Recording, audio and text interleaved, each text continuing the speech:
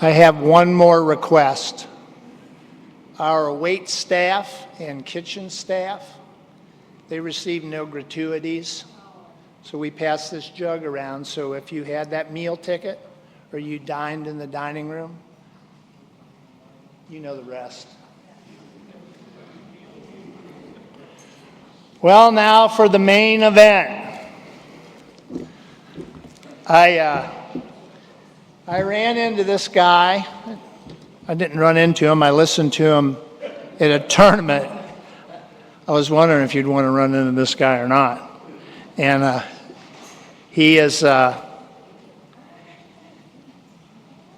just say when I was sitting in the back of the conference and I heard his voice, I thought to myself, man, this guy sounds like Tony Soprano. And then when I took a good look at him, I said, nah, there's no resemblance there. But then when I heard his story, I said, maybe. No, I love his story. You know, we've got our historians, we've got our service experts, and they talk about that a lot in their talks. This guy sticks to what we have, the number one thing, our story. Just like Bill said to Bob. I'd like to welcome Tommy T. from Staten Island, New York.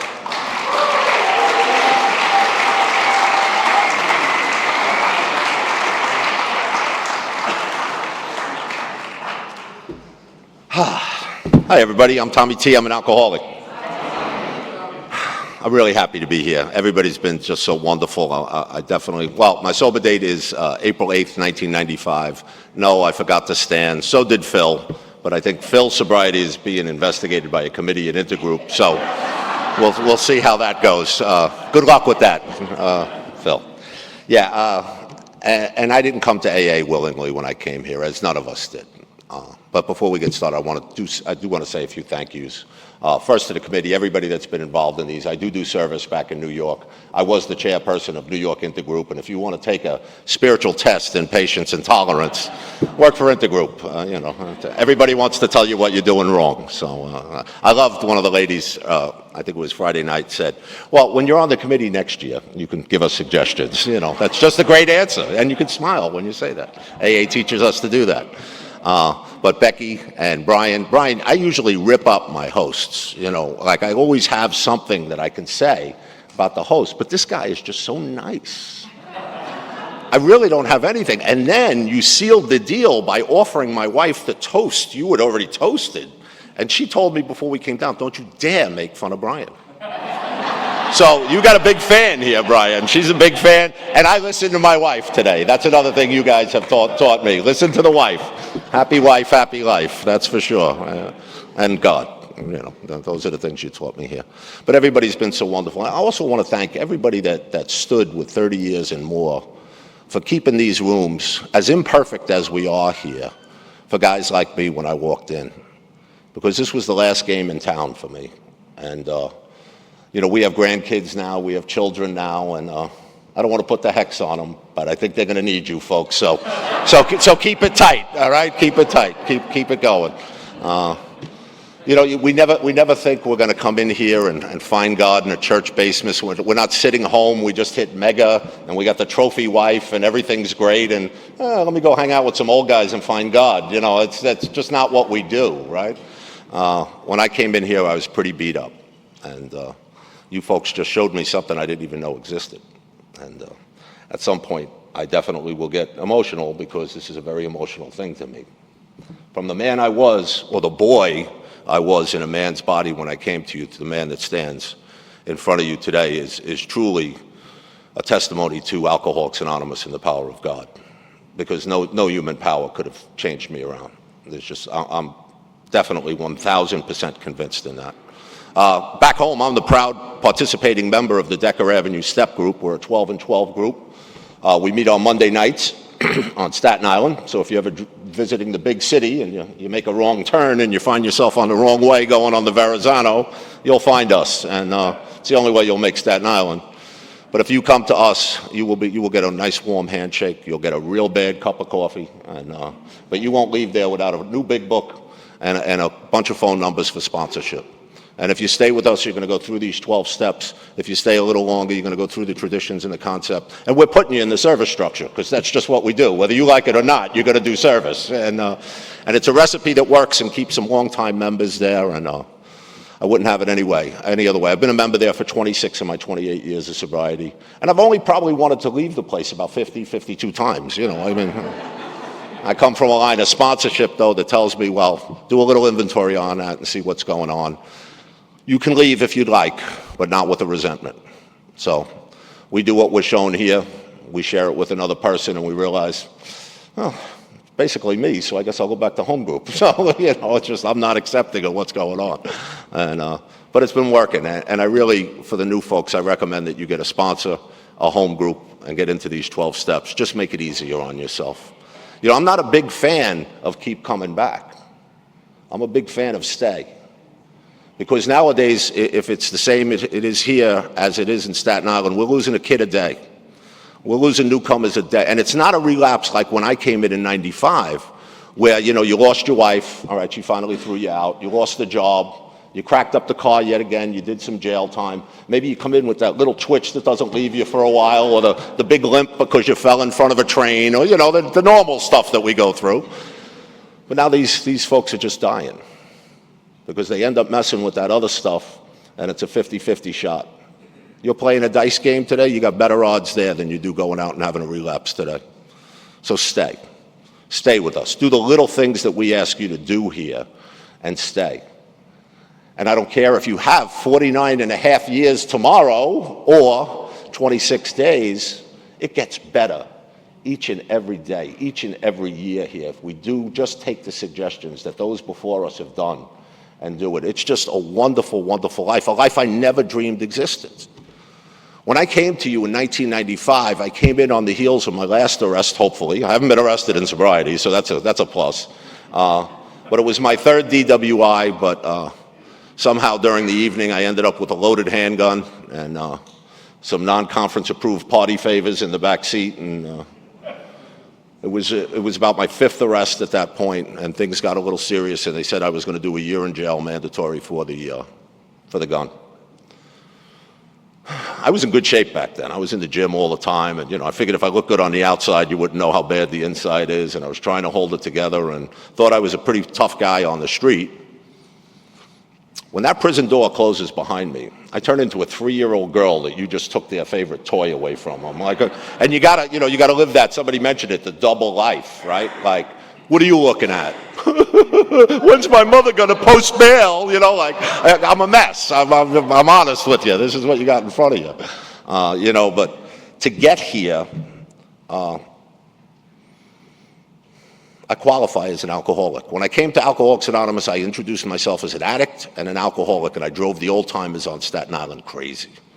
And they weren't that kind and loving. I think we've become a more kind and loving fellowship over these last 28 years, because now people are worried about people's feelings. Nobody was worried about my feelings when I came to Alcoholics Anonymous. The word asshole was used quite often when they were talking to me. And, and they said, one guy said something to me, and I didn't realize what he was saying. He said, why don't you have an experience and find out what you really are, instead of just spewing this stuff all over my Alcoholics Anonymous meeting? Well, a couple of years later, when I finally got into the steps, I can tell you by having a first step experience that I am an alcoholic straight up, but I'm a drug abuser, because everything seems like a good idea when I'm drinking. And I make very bad choices when I'm drinking. I do not make good choices when I'm drinking. And that had to be shown to me here. I didn't even know what I suffered from until I came to Alcoholics Anonymous. I thought I drank too much. Therefore, I had unmanageable consequences of my life. I got arrested, broken relationships. I couldn't stay in relationships. You know, unfortunately, if you were a friend of mine, I was going to lie to you and I was going to steal from you. I didn't keep many friendships very long. Ladies, if you were silly enough to fall in love with me, I was going to break your heart, probably break the hearts of your family. I was going to steal from you and your family. And I didn't want to do it. The big book tells us that we're incredibly selfish and dishonest when drinking. That sells it short. I don't care about you. I don't care about your kids. I don't care about your mother and father. I don't care about anything when I'm pursuing that drink. That's the guy that came walking into Alcoholics Anonymous. You know, when I was 17, I got my childhood sweetheart pregnant, and her parents were very religious, big family, and there was no way they were going to let her marry a guy like me. Not that I would have wanted to. I used to say that afterwards, like, oh, they should have let me marry. I didn't want to get married. I had no sense of commitment. I had an alcoholic father that I never wanted to be like. I was petrified by that. So we put that baby up for adoption, and he's 47 years old now, and his name's Matthew. I've never met him. But from Alcoholics Anonymous, I have a letter in my jewelry box. I have a couple of pictures when I held the boy when he was born. And I'm prepared for that talk. If some good-looking Viking dude shows up on my front door and wants an explanation, I got it for him. And I guarantee you, after I have that conversation with that boy, he'll know it wasn't him. It was his father. His father was a coward. His father was afraid of commitment. His father was afraid of life. And I was incapable of being a father. It wasn't going to happen. 1985 or so, I got married. All my friends were graduating college, getting good jobs and all. I was working as a custodian helper in the school system in New York, only because my father was an engineer there and he was able to get me in. And I said, I'll get married. This will fix me. Okay, my girl was pregnant again, but you know, the details, right? The details. We got married, and the man you have before you walked out on a woman 8 months pregnant, never to turn back and never to see that boy for 8 years. I can't say I didn't care, but I'm a professional victim. If I have somebody to blame my circumstances of my life on, I'm okay. And how did I deal with that all those years? I would get twice as drunk on Father's Day, 3 times as drunk on Christmas or any family holiday when I was missing my son, and I would blame her. My miserable existence, it was my father's fault. If you had an abusive alcoholic father like me, you'd drink like me too. Our whole family my whole family is drunks. I lost 4 uncles to this disease. I lost cousins to this disease. I think that I know of, I'm the only one of us that has any type of recovery at all. The good news here is they're not getting any better. They just don't affect me the way they did 30 years ago. They used to kill me, this family of mine, but it's just not that way now. And you know, there was a lot of mistakes made over those years, a lot of horrible things. See, when I started to drink at 11 years old, it was because I had a tightness in chest. It was like an anxiety feel. I don't know if I ever had anxiety attacks, but if that's what they feel like, it was debilitating. I couldn't come in. The way I would handle something like this is I would have gotten sick this afternoon after a wonderful lunch and just said, I got to go. I can't do this. I can't do this. I ran from things my whole life. I was a good athlete. I walked out on the championship games, you know, things like that. Beautiful date set up. I'd end up in the bar drinking and not go on that date. I just couldn't deal with life.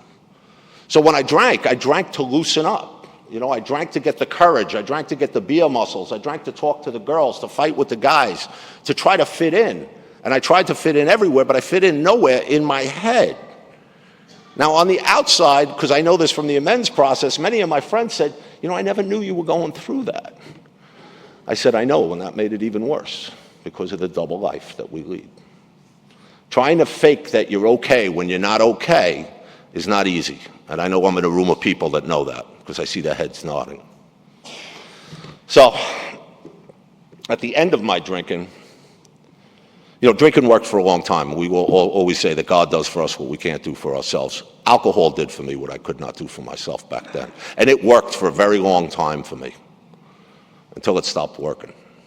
Until I couldn't get drunk enough. I couldn't get high enough to put down the feelings of all the things I had done, the man that I had become, or the boy child, whatever you want to call it.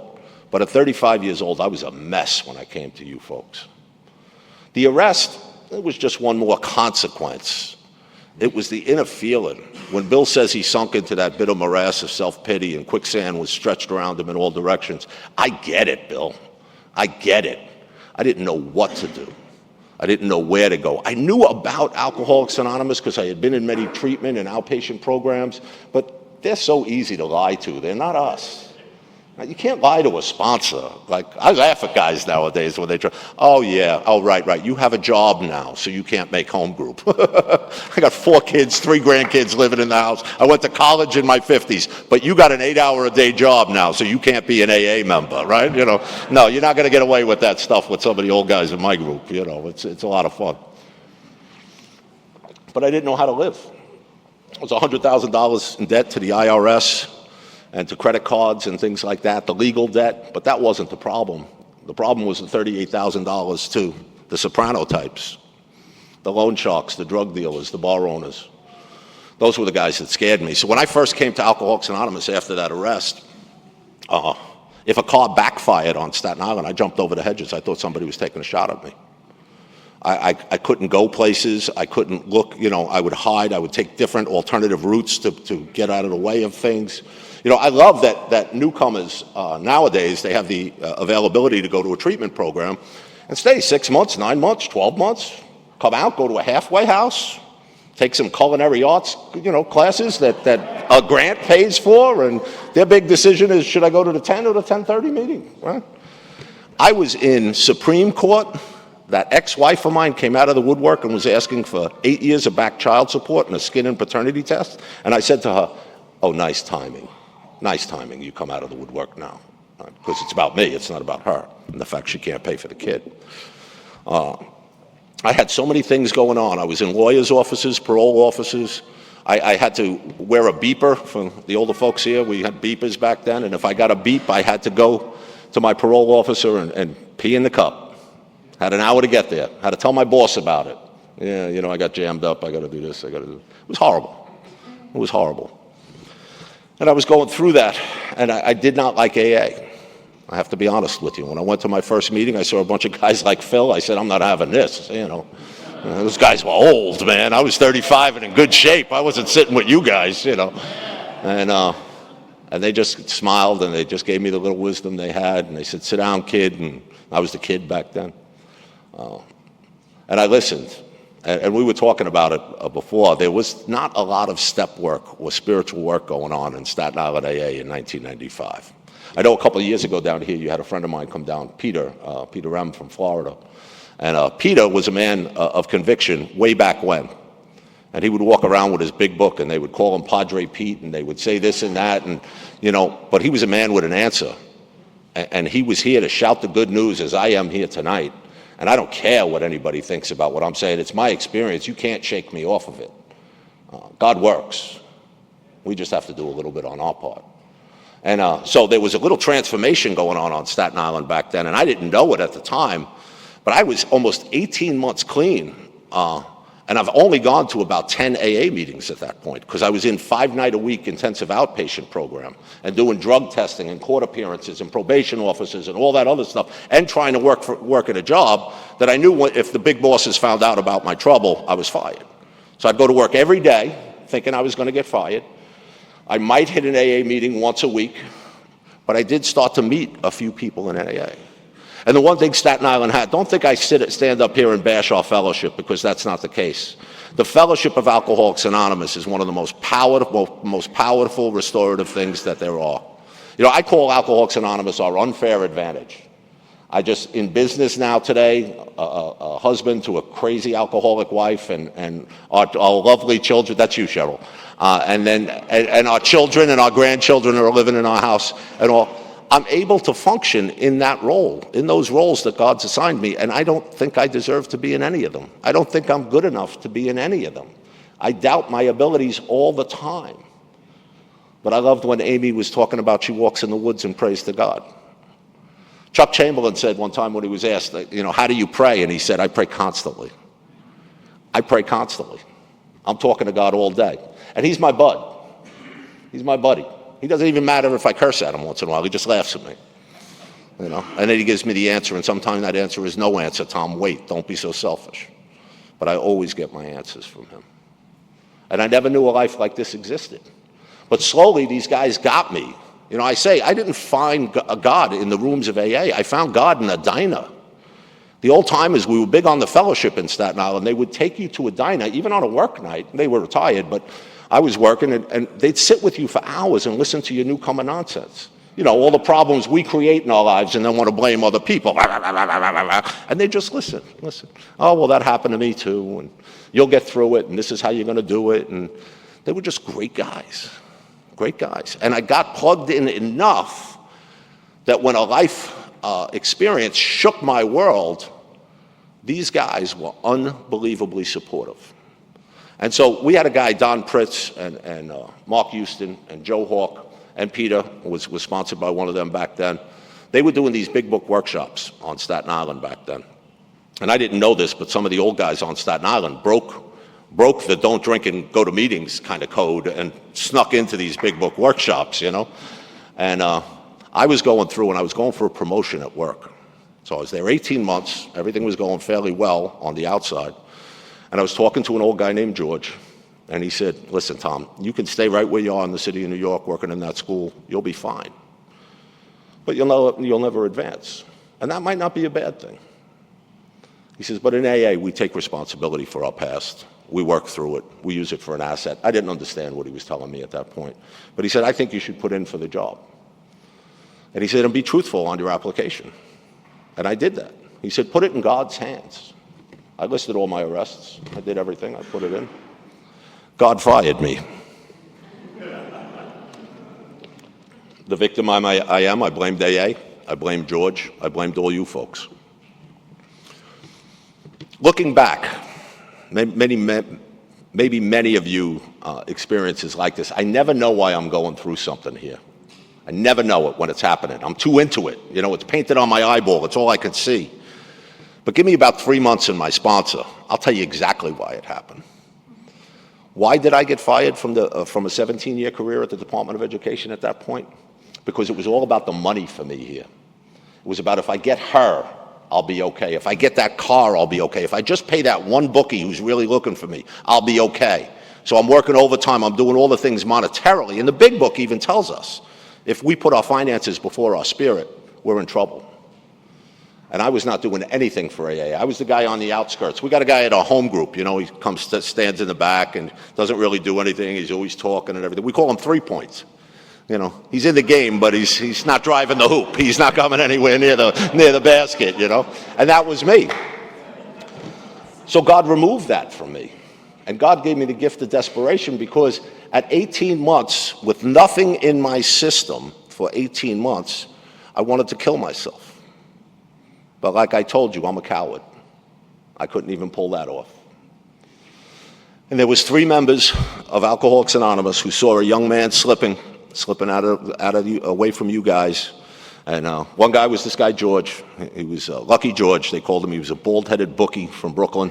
He was covered in tats. He would drop the F-bomb with God in the same sentence. You know, he had the whole mannerisms, you know, I tell you, kid, you know, and all this, chewing on a cigar. And he was a great guy.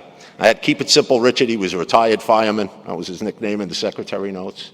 Then we had this little guy, a businessman. Cocaine Vinny was his name, you know. And they came over to me after a men's meeting that I just took hostage. Because I got fired from my job at the Department of Ed. What am I going to do? This and that, and, you know. And they said the corniest things to me.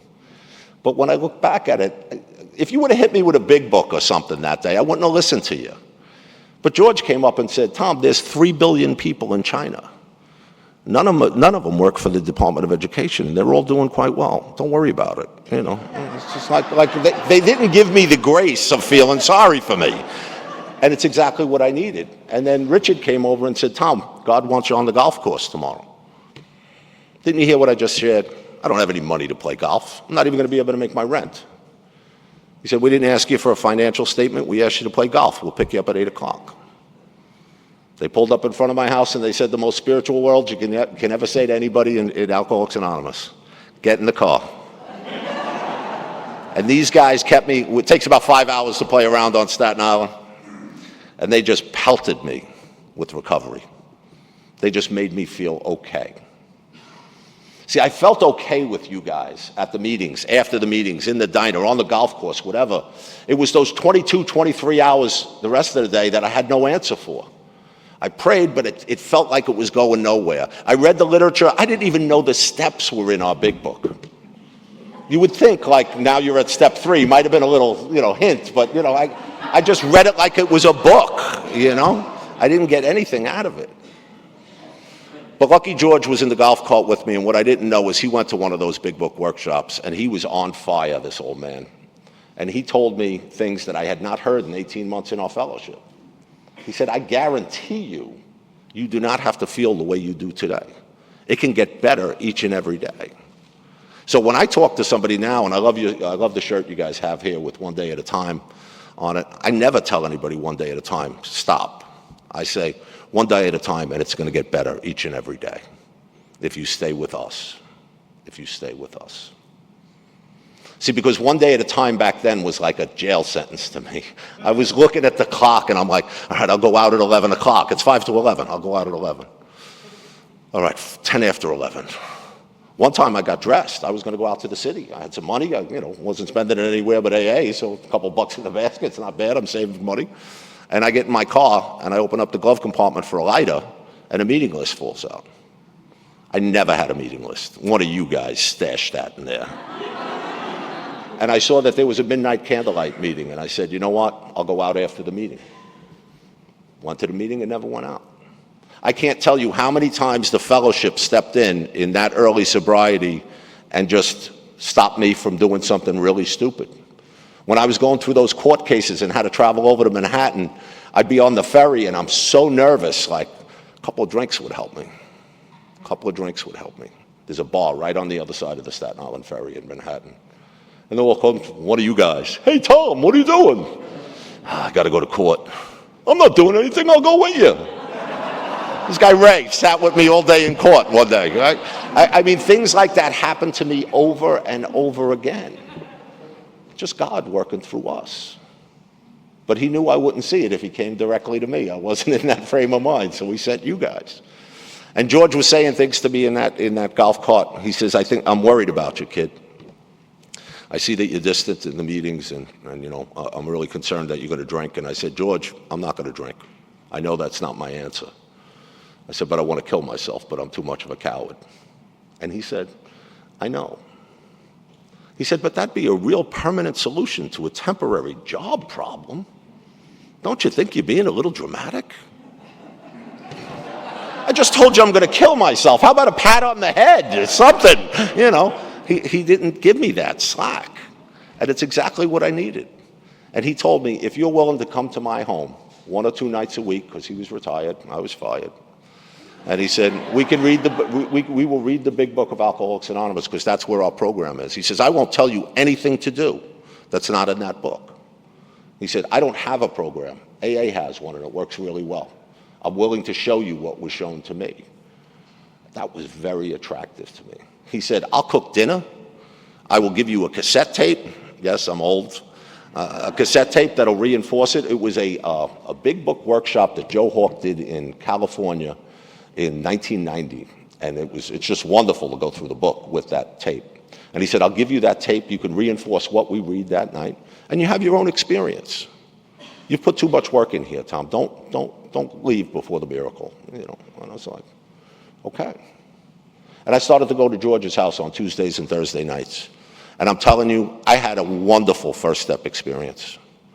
You know why? Because I wasn't doing it for the courts. I wasn't doing it for the ex-wife. I wasn't even doing it to see my son.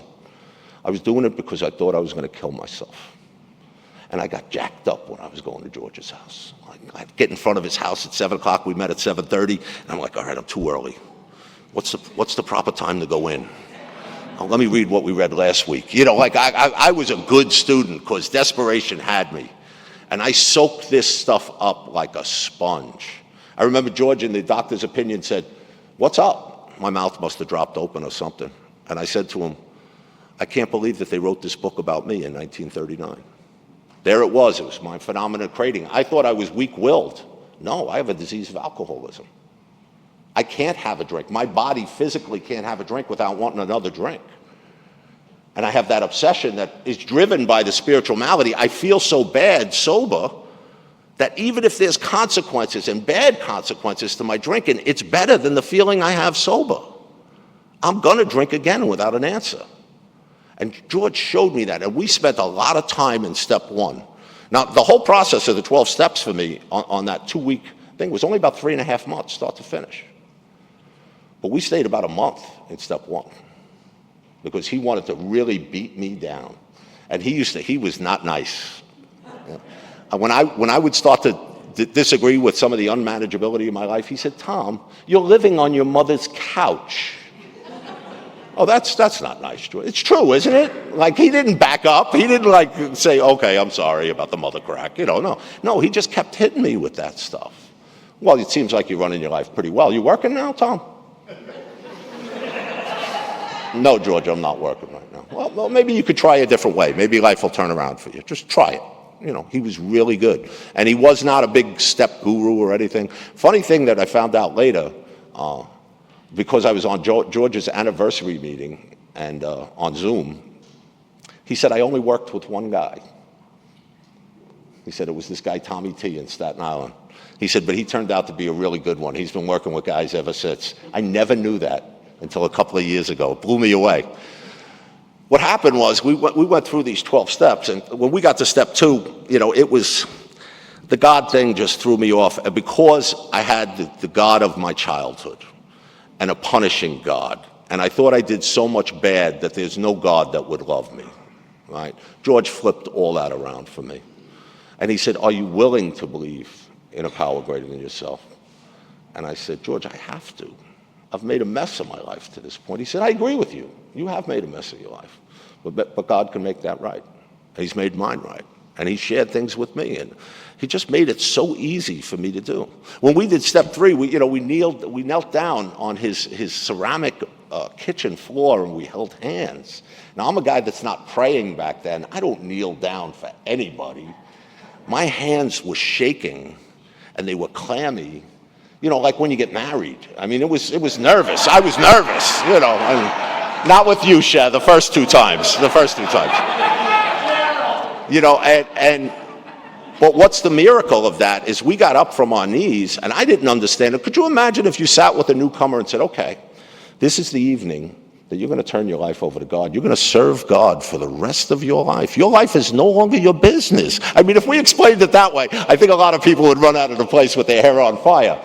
But he explained it to me that, Tom, you're just going to do steps 4 through 9. You're committing to do steps 4 through 9. Can you do that? I said, yeah, I can do that. We got up off our knees. He had already bought me a black and white notebook. He had a present for me, which was nice. I thought that was nice. And he said, next, we launch out on a course of vigorous action. He said, Tom, next is a time reference. There's no delay here. You're going to write tonight. I wrote out the majority of my first column sitting at George's house the night I did step 3. Then we set up the columns for step 2. I went home and did step 2. It took me 9 days from start to finish to write an inventory with 92 names on it, multiple. I had 31 resentments for that alcoholic father. I had 29 resentments for a mother that would not leave him and give me a better life. The only woman she's ever loved in her entire life, but she should leave him to save me, right? Because it's all about me. And I shared that 5th step with George at a place called Mount Manresa, a beautiful spiritual retreat house, very similar to this with the looks, the overview and everything, really nice. No rivers. We don't have rivers on Staten Island. We have sewers, but we don't have rivers. But beautiful place, and you can see the island, and I won't even go into the island. Let's leave that around. We're in a beautiful place right now. Let's stay here, Tom. But we were up there, and some of the things I shared with you tonight about being a deadbeat dad and stealing from friends, and I stole money from my grandmother when she was dying of cancer after having a leg amputated. This is a woman that would have done anything for me. And one of the last things I'd said to her was a lie. No, Grandma, I didn't save that money. This stuff burnt a hole in my soul and just made me feel like the biggest piece of garbage that there was. And I just couldn't bring myself to share this with George. So I ripped out 3 pages of my 4th step, and I put it under the seat of my car. I walked up on the mountain, 75 big steps up to the mountain, and we go through. And I give him about 3.5 hours of resentments and fears. I told him, I said, we could have saved a lot of time on the fears. I didn't think I was afraid of everything. I'm afraid of everything and everybody. And I didn't realize how it drove my life. He said, good, you understand the fear inventory. And then I looked at 23 relationships. Back then they said substantial relationships. List your substantial relationships. I said, what is a substantial relationship? All right, Tom, you knew their last name. All right, can we break it down to that? And I said, all right, I can do that. And then we put one-night stands in a category. I was in a band and stuff. The 80s were like one big weekend. I don't remember a lot of that stuff. But I shared it all with George, and he was so goofy. You know, he's all lit up, and he's like, I'm having such a great time taking you through these 12 steps. You're doing great work. He says, but I just want to tell you one thing. If you left anything out, when you're going home to take that hour with God, please give me a call. We're only as sick as our secrets here. And I'm standing there like, he knows. He knows. I mean, I'm a good liar. I'll blow up a lie detector test, but he knows. He knows. I'm not telling him. I'm not telling him. And I walked down these steps. Mike, I said, that's it, George. Gave him a big hug. Walked down the steps, and it was like his eyes were piercing the back of my head. And I had the devil and the angel, tell him, don't tell him, tell him, don't tell him. My mind is like, there's no recovery going on here yet. You know, anything good I did, I took away by leaving those pages in the car. And I get in my car, and it was a warm day. It was a summer day. And I put my key in the car, and I felt a warm rush of heat come up from underneath my seat. Now, I know some of you have had experiences like that where the windows are closed and yet you feel a breeze, or all of a sudden the sun comes out on a really cloudy day and it just hits you and you're like, okay, I hear you, you know. This was one of those moments. And I grabbed those 3 pages, and the funny thing was George never came off the mountain. He was up there praying, thanking God for the experience he had. And I said, George, wait up. And he turned to me and he just went, come on up, kid, let's finish this thing. And I was like, okay. I had the pages in my hand, you know, and I'm moping up the stairs, and you know. And I laid that out, and George did the most wonderful thing that any man can do when he sees a younger man in front of him feeling like he's a piece of garbage. He identified with everything I shared with him. And he even said things like, yeah, that doesn't work out for guys like us. Guys like us. Like he had done something like that too.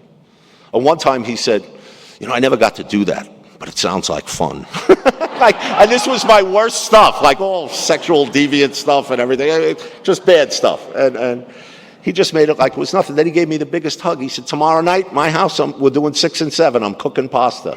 I said, I'll be there, brother.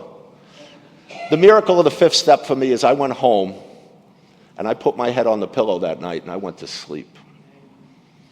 That the chatter of 1,000 monkeys that had always been in my head, I could never get to sleep in sobriety.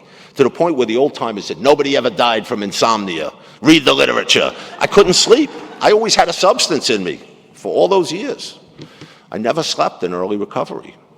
And I went to sleep and I woke up refreshed. I must have hit that level of REM sleep or something that I hadn't hit in a couple of years, and it was just wonderful. And I was excited about Alcoholics Anonymous. I was like, let's go. You know, we did step 6 and 7, and to be honest with you, who understands 6 and 7 when you knew? I mean, my mind was still messed up, and yeah, whatever, I got some defects of character. Yeah, I lie, I cheat, I steal, what else? What else? You know, it's not a big deal. And I started to pray that 7-step prayer. And I prayed it every day. And I prayed the 3rd and the 7-step prayer every day. And I tried to start practicing what principles I had, and attending a lot more AA meetings. And you want to know something? I became more honest. I didn't come totally honest. I became less fearful. Not fearless, but less fearful. I don't want to say my life was anywhere near manageable at this point, but it was getting better.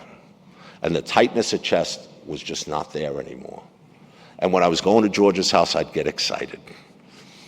Right up until the point we wrote that 8th step list and I had to go out and make amends. That excitement left me quickly. And I balked.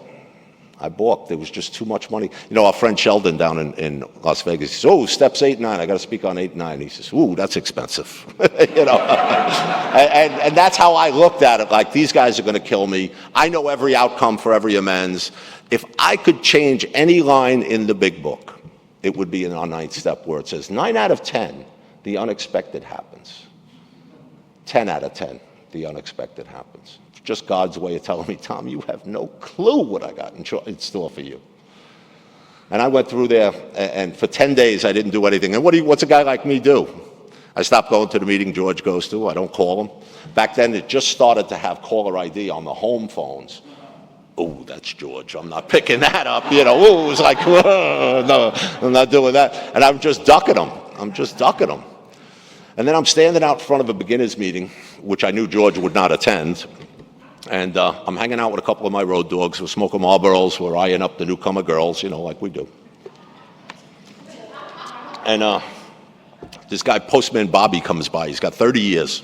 And he says, hey, Tommy, I heard you're doing the steps with George. I puff out my chest. I say, well, yes, I am.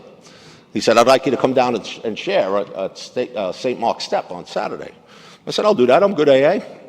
He says, well, we're speaking on step 9.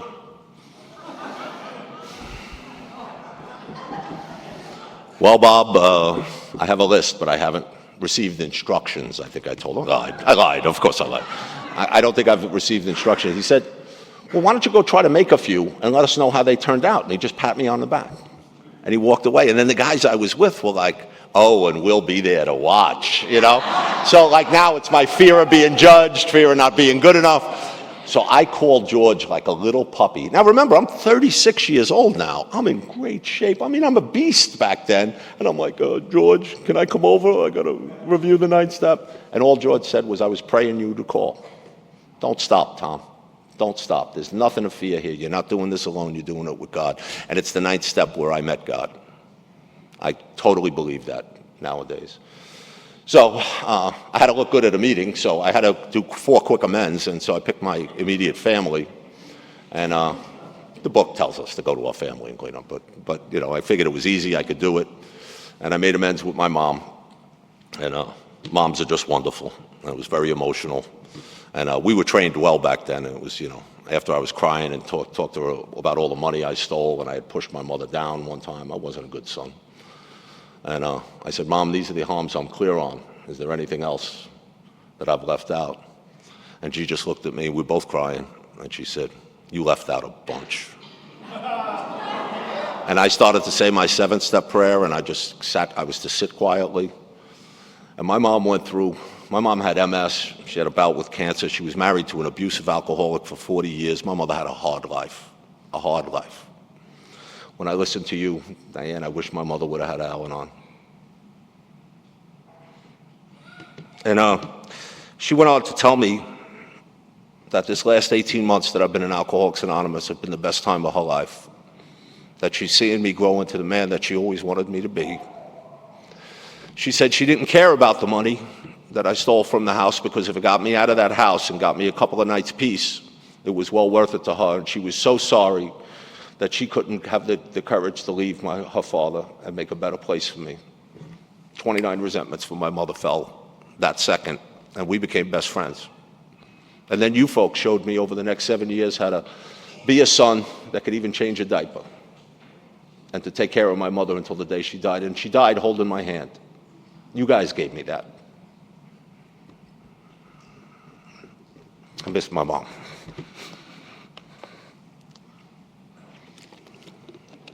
I went to my dad, and he was in a bar because he gets drunk 3 times a day. He gets his morning load on, goes home, takes a nap, comes in the afternoon, gets his afternoon load on, starts a fight, then takes a nap. Then he comes in for his nightly thing. So you got to try to catch him at a lucid interval.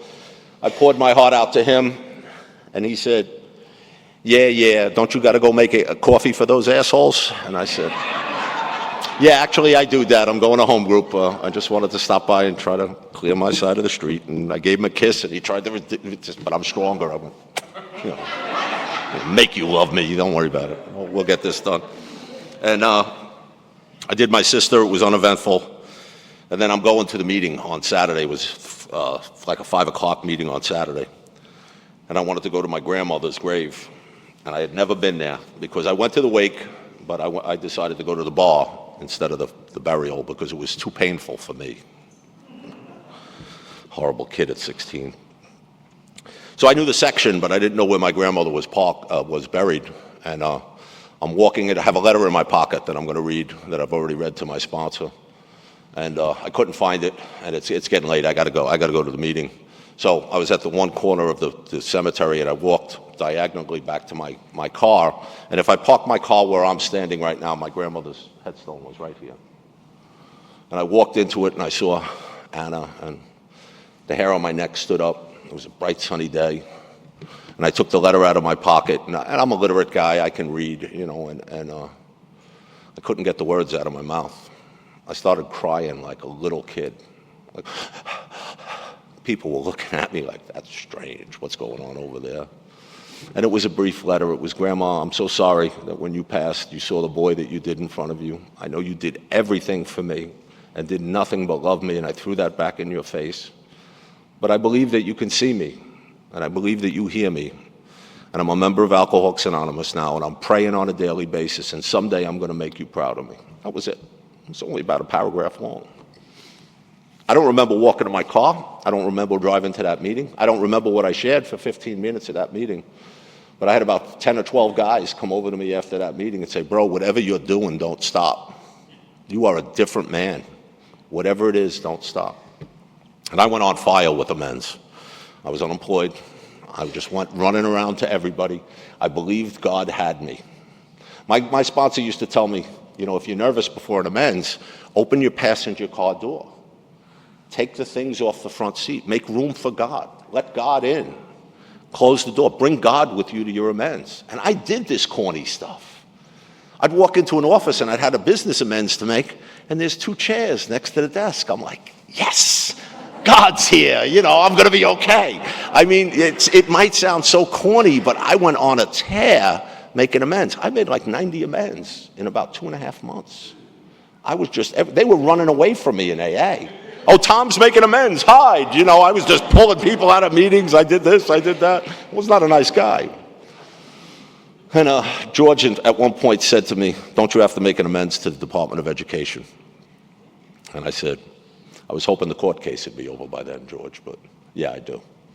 And I went to the boss of the Division of School Facilities, a guy Jim, and I waited for him from 7 o'clock in the morning. I had my best suit on, my one suit on, and I waited for him. The boss is getting in around 10. I didn't know that, so I was in 3 hours in my head waiting for this guy to come in. And he comes in, he says, oh, what are you doing here? I said, Jimmy, I'd like to talk to you about when I discussed the arrest with you a few months back. He said, come on in. I said, okay. He said, what do you got? I said, Jimmy, when I was here last time, I lied to you about everything except for my name. He said, really? I said, yeah, it was my gun. I was driving drunk for the 3rd time. I did have drugs in the car. I said, but my sponsor tells me I got to tell you everything. I've not been a model employee for 17 years. I've taken tools from the job. I've taken supplies from the job. I've punched other employees in and out. I've been absentee. I've slept full shifts drunk in the boiler room. And he said, really? He said, that's interesting. He said, did you know I was a deacon? Swear to God, I didn't know what a deacon was. No Google, no iPhones back in '95. He says, yeah, I do some service in the church upstate. I said, oh, that's cool. He said, we don't find God because things are good. Mine was alcohol too, but I never found AA. I went to the Catholic Church. I said, cool. He said, listen, Tommy, right now you're not working here and I'm not the determining factor, but if you get your job back, you come back and I'll tell you exactly what you can do to make this right.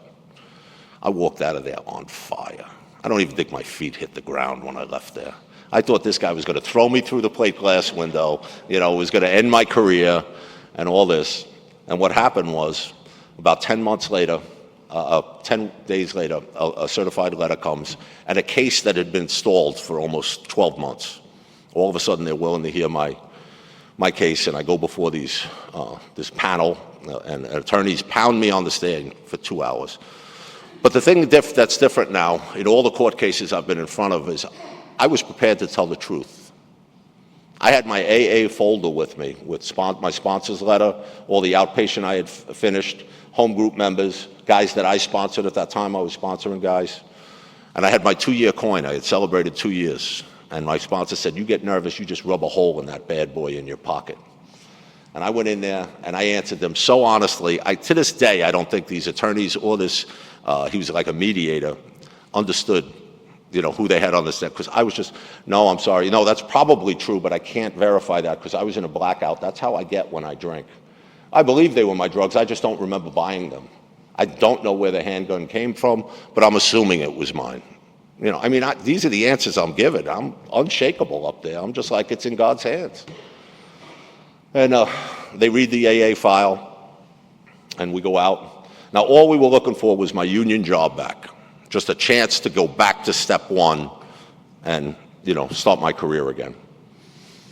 Well, they come back in, and they said, Mr. Taracco, we were really, you know, happy with the way that you stood up to the grilling that we gave you, and you've done everything that we've asked you to do over these proceedings. He said, so the one thing we want to tell you is we're most impressed with your membership at Alcoholics Anonymous and the fact that you're willing to help young men. So they said, we're going to give you that job back, and if you could stay clean for a year and prove it to us, you're going to get that promotion. And he says, and because you've done everything we asked you to do, we're going to give you $17,000 in backpack. We weren't asking for any of that. Do you know anybody that's got 17 grand for doing 9 steps? No, right? That's me. That's me. So I went through that, and, you know, went back to work and did everything, and I went back with a gratitude that was unmatched. I went to see Jim, and Jim said, I don't ever want you to be a civil service employee. I know you're in the union, but I don't want you to work like a union employee. Somebody needs your help, you help them. He said, you work for God now. You get there a little early, you work through your lunch hour if you have to, you mentor these young men and these young engineers that are coming up. I need you to help me. I got enough guys doing what you used to do. I need a couple of soldiers out there. And I said, Jimmy, I can do that. And I went back to that job with a gratitude and a strong AA program behind me, and I worked my ass off. Promotions couldn't come fast enough. I mean, it was just crazy what God started to do in my life. And there was a job that came up that was prone to bribes with the mobs. It was a concrete inspection job. I'm in a tie. I'm down to the last guy. 17 years experience, 22 engineering licenses. This guy's clean as a whistle. He's done everything right in his life, and I've done everything wrong in my life, and Jim knows about it. But because of the bribery stuff, Jim says, give it to Tommy. If he takes money, he'll drink. We'll know right away. And that connected me to this guy, Jim, and he became my mentor, my work mentor, and he became like a father to me. And about 15 years ago, he retired, and they gave me his job. It's just, the guys that fired me now, they have to call me Mr. Taracco. It's pretty funny. It's actually pretty funny. And what's actually funnier is we're in the retirement system now. Like, I'm actually doing things. They're going to have to pay me the rest of my life. I can't even say that with a straight face. But it's all because of you guys. And a belief in God that I only got through these 12 steps. You know, I believe that steps 1 through 9 are only about 10% of our program. It takes a subhuman savage like I was, and it just makes me even, hopefully, with my past. But 10, 11, and 12, that's the good dope here. That's the real good stuff. And I switched sponsors, and I went to a guy called Joe Keegan. He was from Waynesville, Ohio. He moved there. He was a Staten Islander, and then he moved there to be a farm guy and a Montessori teacher. Really bizarre story.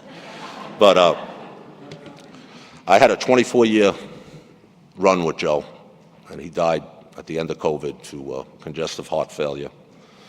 No man in my life meant more to me than Joe. No man in my life heard more about me or knew everything about me and still loved me like Joe. Joe heard all my inventories over the years.